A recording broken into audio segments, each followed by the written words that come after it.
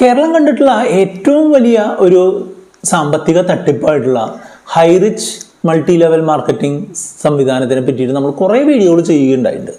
ആ വീഡിയോകളിൽ നമ്മളുടെ ചാനലിന് അത്യാവശ്യം വളരെയധികം ആളുകളിലേക്ക് പുതിയതായിട്ട് എത്തിപ്പെടാനും വളരെയധികം ആളുകൾക്ക് ശരിയായിട്ടുള്ള ഫിനാൻഷ്യൽ കാര്യങ്ങൾ മനസ്സിലാക്കാനും സാധിച്ചു എന്നുള്ളത് വളരെ പ്രധാനപ്പെട്ട ഒരു കാര്യമായിട്ട് ഞാൻ കാണുന്നുണ്ട്. ഹൈ റിച്ച് ഓൺലൈൻ ഷോപ്പിയുടെ തെറ്റായിട്ടുള്ള രീതികളെ നമുക്ക് തടുക്കാനായിട്ട് സാധിച്ചു എന്നുള്ളത് തീർത്തും ചരിതാർത്ഥ്യം തരുന്ന ഒരു കാര്യമാണ് എന്നുള്ളതോടൊപ്പം തന്നെ ആളുകളിലേക്ക് ഒരു ഫിനാൻഷ്യൽ അവബോധം എത്തിക്കുക എന്നുള്ളതായിരുന്നു ഇതിൽ നിന്ന് കിട്ടിയിട്ടുള്ള ഏറ്റവും പ്രധാനപ്പെട്ട റിസൾട്ട്.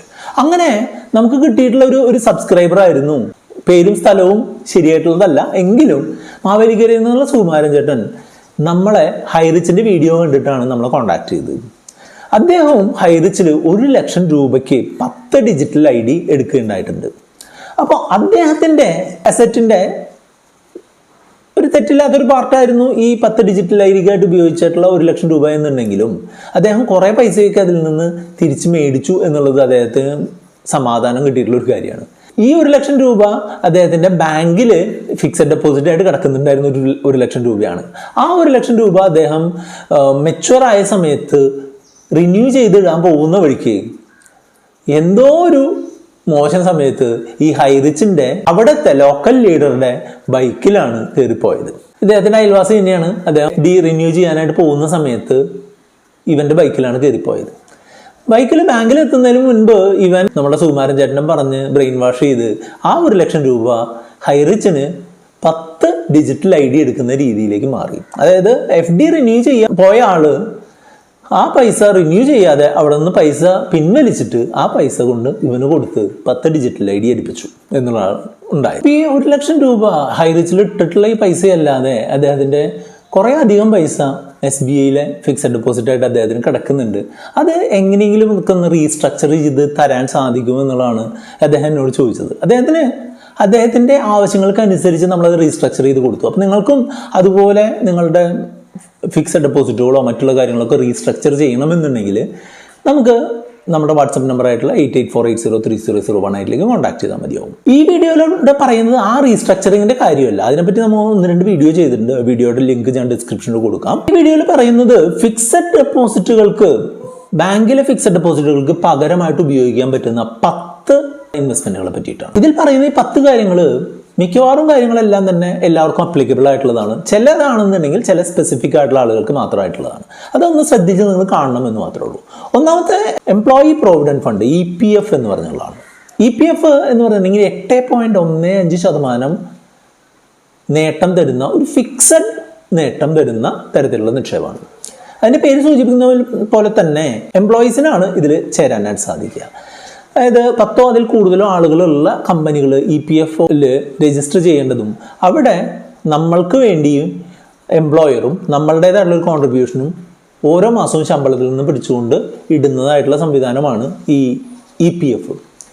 ഇപ്പോഴത്തെ ഈ വീഡിയോ ഷൂട്ട് ചെയ്യുന്ന സമയത്ത് 8.15% അതിൻ്റെ ഇൻട്രസ്റ്റ്. ജോലിയിൽ നിന്ന് പോരുന്ന സമയത്തിന് 90 ദിവസത്തിന് ശേഷം നമ്മൾക്ക് ആ പൈസ മൊത്തം നമ്മൾക്ക് തിരികെ എടുക്കാം എന്നുള്ളത് ഒരു പ്രധാനപ്പെട്ട ഒരു കാര്യമാണ്. അല്ലാന്നുണ്ടെങ്കിൽ ഒരു ജോലി മാറുകയാണെന്നുണ്ടെങ്കിൽ മറ്റേ ജോലിയിലേക്ക് ട്രാൻസ്ഫർ ചെയ്യാനും സാധിക്കും എന്നുള്ളതാണ് ഇതിൻ്റെ പ്രത്യേകത. എംപ്ലോയി പ്രോവിഡന്റ് ഫണ്ട് സാധാരണ ആളുകൾക്ക് ചെയ്യാൻ പറ്റില്ല എന്നുള്ളത് നിങ്ങൾ അതിൻ്റെ പേരിൽ നിന്ന് തന്നെ നിങ്ങൾക്ക് മനസ്സിലാക്കാം. അങ്ങനെയുള്ള ആളുകൾക്ക് പറ്റിയതാണ് പബ്ലിക് പ്രോവിഡന്റ് ഫണ്ട്. അതും ഒരു തരത്തിലുള്ള ഒരു ഫിക്സഡ് നിക്ഷേപമായിട്ട് ഞാൻ കരുതുകയാണ്. 15 വർഷം കാലാവധിയുള്ള ഈ നിക്ഷേപം നമ്മൾക്ക് ഒരു വർഷം 1.5 ലക്ഷം രൂപ വരെ അതിൽ നിക്ഷേപിക്കുകയും ആ നിക്ഷേപിക്കുന്ന തുകയ്ക്ക് ടാക്സ് കൊടുക്കാതെ നമുക്ക് രക്ഷപ്പെടാനും സാധിക്കും. അതുമാത്രമല്ല അതിൽ നിന്ന് കിട്ടുന്ന ലാഭത്തിന് നമ്മൾ ടാക്സ് കൊടുക്കണ്ട, അത് പിൻവലിക്കുന്ന സമയത്ത് നമ്മൾ ടാക്സ് കൊടുക്കണ്ട. എക്സെംപ്റ്റ് കാറ്റഗറിയിൽ വരുന്ന വളരെ ചുരുക്കം നിക്ഷേപങ്ങളിലൊന്നാണ് ഈ PPF എന്ന് പറയുന്ന നിക്ഷേപം. PPFന്റെ ഇപ്പോഴത്തെ നിക്ഷേപത്തിനുള്ള പലിശ 7.1 എന്നുള്ളതാണ്. ഈ കാറ്റഗറിയിലുള്ള താരതമ്യേന പുതിയൊരു നിക്ഷേപമാണ് NPS. ഏകദേശം 9% മുതൽ 12% വരെ നേട്ടം ആവറേജ് തരുന്ന ഒരു സംവിധാനമാണ്. നമ്മൾക്ക് നേരത്തെ പറഞ്ഞ ITC ബെനിഫിറ്റിന് വേണ്ടിയിട്ട് 1.5 ലക്ഷം രൂപയും അഡീഷണൽ ആയിട്ട് ഒരു 50,000 രൂപ ATCCD എന്ന് പറഞ്ഞിട്ടുള്ള സെക്ഷനിലും നമുക്ക് ടാക്സ് സേവ് ചെയ്യാം. അതായത് ടോട്ടൽ 2 ലക്ഷം രൂപ വരെ ടാക്സ് സേവ് ചെയ്യാൻ സാധിക്കുമെന്നുള്ളതാണ് ഇതിൻ്റെ പ്രത്യേകത. ഇതിൻ്റെ ഒരു ഡൗൺ സൈഡായിട്ട് പറയുന്നത് 60 വയസ്സിന് ശേഷം മാത്രമാണ് ഇതിൽ നിന്ന് സാധാരണഗതിയിൽ പിൻവലിക്കാനായിട്ട് സാധിക്കുക. അതിൽ തന്നെ 40% നമ്മൾ ഒരു ആന്യൂറ്റി ബൈ ചെയ്യുന്നതിനായിട്ട് അല്ലെങ്കിൽ ഒരു പെൻഷൻ പ്ലാൻ ബൈ ചെയ്യുന്നതിനായിട്ട് വാങ്ങണം. ബാക്കി 60% മാത്രമേ നമുക്ക് നമ്മളുടെ ആവശ്യത്തിനായിട്ട് ആ സമയത്ത് പിൻവലിക്കാൻ പറ്റുള്ളൂ എന്നുള്ളൊരു ദോഷമുണ്ട് എന്നുണ്ടെങ്കിലും NPS ഈ അടുത്ത് വന്നിട്ടുള്ള ചില മാറ്റങ്ങൾ അതിനെ കുറേ കൂടെ അട്രാക്റ്റീവ് ആയിട്ടുണ്ട്. അതിനെപ്പറ്റിയുള്ള ഒരു വീഡിയോ തുടർന്ന് നമ്മുടെ റുപ്പിമംഗ് ചാനലിൽ വരുന്നുണ്ട്. വളരെ സേഫായിട്ട് നമുക്ക് നിക്ഷേപിക്കാൻ പറ്റുന്ന മറ്റൊരു സംവിധാനമാണ് RBIയുടെ ബോണ്ടുകൾ. RBI സേവിങ്സ് ബോണ്ടുകൾ എന്ന് പറഞ്ഞ് കാറ്റഗറിയിൽ വരുന്നതാണ്. ഇത് ഇന്ത്യ ഗവൺമെൻറ്റിന് നമ്മൾ കടം കൊടുക്കുകയാണ് ചെയ്യുന്നത്. അത് ഏകദേശം 8% ഒക്കെ ഇപ്പോൾ ഇൻട്രസ്റ്റ് റേറ്റ് ഉണ്ട്. അത് ചെറിയ രീതിയിലുള്ള വാരിയേഷൻ വരുന്ന തരത്തിലുള്ളൊരു സംവിധാനമാണ്. അതുപോലെ ഗവൺമെൻറ് സെക്യൂരിറ്റീസ് GSECs എന്ന് പറയും. അത് 7.2% ഒക്കെയാണ് ഇപ്പോഴത്തെ ഒരു ആവറേജ് റേറ്റ്. 90 ദിവസം മുതൽ 10 വർഷം വരെ കാലാവധിയിലുള്ള ഒരു ഫിക്സഡ് ആയിട്ടുള്ള നിക്ഷേപമാണ്. നമുക്ക് നമ്മളുടെ കാലാവധിക്ക് അനുസരിച്ച് നമുക്ക് നിക്ഷേപിക്കാം. അപ്പോൾ EPF, PPF, NPS, RBI ബോണ്ടുകൾ, ഗവൺമെൻറ് സെക്യൂരിറ്റീസ്, ഈ 5 എണ്ണം എന്ന് പറഞ്ഞിട്ടുണ്ടെങ്കിൽ വലിയ രീതിയിൽ സേഫ്റ്റി തരുന്ന നിക്ഷേപമാണ്. ഇനി പറയാൻ പോകുന്ന 2 എണ്ണം അത്ര സേഫ്റ്റി ഉള്ള നിക്ഷേപമല്ല. ഒന്ന് സഹകരണ ബാങ്കുകളിൽ നിക്ഷേപമാണ്. ഇപ്പോൾ കേരള സ്റ്റേറ്റിലുള്ള സഹകരണ ബാങ്കുകളിൽ 9.5% വരെ സഹകരണ ബാങ്കുകളിൽ പലിശയുണ്ട് എന്ന് പറയപ്പെടുന്നു.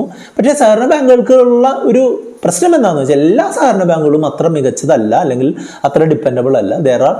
മോശം സഹകരണ ബാങ്കുകളും ഉണ്ട്. അപ്പം നിങ്ങൾ സഹകരണ ബാങ്കിൽ നിക്ഷേപിക്കുന്നുണ്ട് എന്നുണ്ടെങ്കിൽ നിങ്ങൾ സഹകരണ ബാങ്ക് പൊളിഞ്ഞാൽ പൈസ കിട്ടുന്ന കാര്യം വളരെ പരിമിതമാണ് എന്നുള്ളത് നിങ്ങൾ കരുവന്നൂർ പോലെ, പുൽപ്പള്ളി പോലെ ഒക്കെയുള്ള സിറ്റുവേഷനുകൾ നിങ്ങൾക്ക് കണ്ടിട്ടുണ്ടാവും. അതുകൊണ്ട് തന്നെ സൂക്ഷിച്ച് കൈകാര്യം ചെയ്യും. സഹകരണ ബാങ്കുകളിൽ തന്നെ മറ്റൊരു പുതിയൊരു കാറ്റഗറി വന്നിട്ടുള്ളത് നിങ്ങൾക്കറിയാം. Multi state cooperative societies. പല സംസ്ഥാനങ്ങളിലായിട്ട് വ്യാപിച്ചു കിടക്കുന്ന മൾട്ടി സ്റ്റേറ്റ് കോപ്പറേറ്റീവ് സൊസൈറ്റി കുറച്ച് റിസ്ക് കൂടിയിട്ടുള്ള കാറ്റഗറിയിൽ പെടുന്നത് തന്നെയാണ്.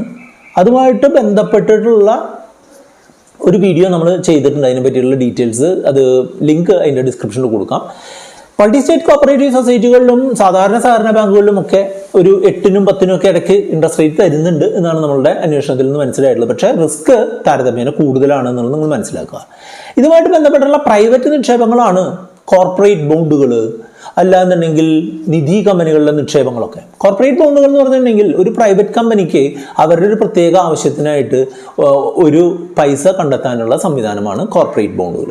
അതുപോലെ കമ്പനി ആക്ട് പ്രകാരം രജിസ്റ്റർ ചെയ്തിട്ടുള്ള നിധി കമ്പനികളിൽ കുറേ ആളുകൾ ചേർന്നുകൊണ്ട് പൈസ സ്വരൂപിക്കുകയും അത് ആവശ്യമുള്ളവർക്ക് കൈമാറി അംഗങ്ങൾക്ക് പണം വായ്പയായി കൊടുത്ത് അതിൻ്റെ ഇൻട്രസ്റ്റ് വഴി വർക്ക് ചെയ്യുകയൊക്കെ ചെയ്യുന്നതാണ് നിധി കമ്പനികൾ. രണ്ടും അത്യാവശ്യം റിസ്ക് ഉള്ള സംവിധാനമാണ്.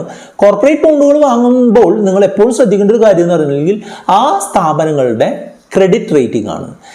AAA മുതൽ D വരെയുള്ള ക്രെഡിറ്റ് റേറ്റിംഗ് ഉള്ള സ്ഥാപനങ്ങളുണ്ട്. AAA ഏറ്റവും മികച്ചതും, AA, A, BBB, BB, B, C, D ഇതിൻ്റെ പ്രധാനപ്പെട്ട റേറ്റിങ്ങുകൾ ഞാൻ പറഞ്ഞ AAയും Bയും ഒക്കെയാണ് അത്യാവശ്യം നല്ല റേറ്റിംഗ്. അതിൽ താഴെയുള്ള സ്ഥാപനങ്ങളിൽ പരമാവധി നിക്ഷേപിക്കാതിരിക്കുക. നിങ്ങൾക്ക് പണം നഷ്ടപ്പെടാനുള്ള സാധ്യത കൂടുതലുണ്ട്.